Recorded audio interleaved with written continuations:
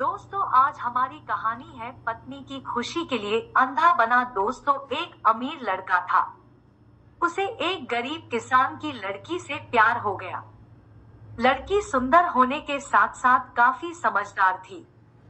एक दिन जब लड़के ने उस लड़की को बताया कि वह उससे प्यार करता है और उससे शादी करना चाहता है, तो लड़की ने कुछ सोचने के बाद उस लड़के को शादी करने से इनकार कर दिया, क्योंकि वह गरीब परिवार से ताल्लुक रखती थी। लेकिन कुछ समय बाद जब ये बात उस लड़के को पता चली, तो उसने लड़की के माता पिता से बात की और उस लड़की को समझाया। काफी समझाने के बाद वह लड़की मान गई और दोनों की शादी हो गई। शादी के बाद लड़का उसे बहुत प्यार करता था। दोनों का दाम्पत्य जीवन काफी अच्छा चल रहा था। लेकिन कुछ महीनों बाद लड़की को चर्म रोग हो गया, जिसके कारण उसकी खूबसूरती ढलने लगी। अब लड़की को यह डर भी सताने लगा कि उसकी खूबसूरती ढलने के कारण कहीं उसका पति उसे छोड़ न दे। लड़की उस चर्म रोग को ठीक करने का हर संभव प्रयास कर रही थी।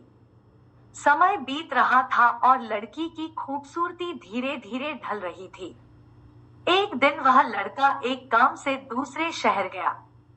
लड़का जब वहां से वापस आ रहा था, तो उसका रास्ते में एक कार के साथ एक्सीडेंट हो गया।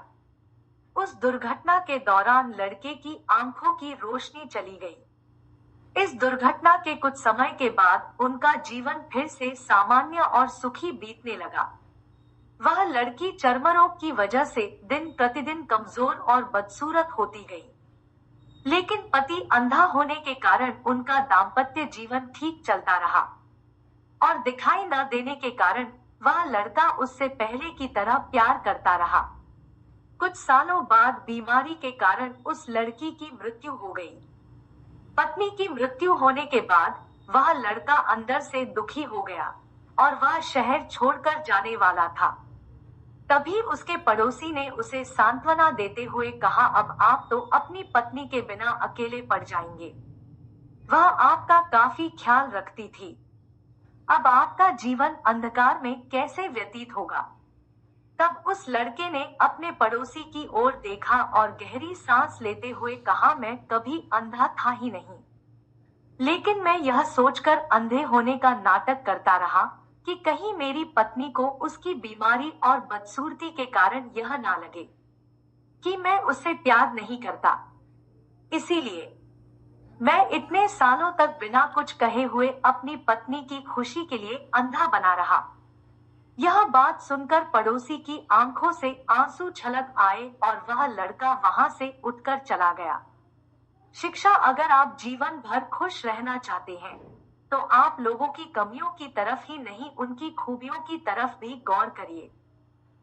आपका जीवन आसान हो जाएगा। दोस्तों, कहानी अच्छी लगी हो तो कमेंट बॉक्स में लिखें और लाइक शेयर करें, सब्सक्राइब करें। ऐसी ही एक कहानी के साथ जल्द फिर मिलेंगे। नमस्कार।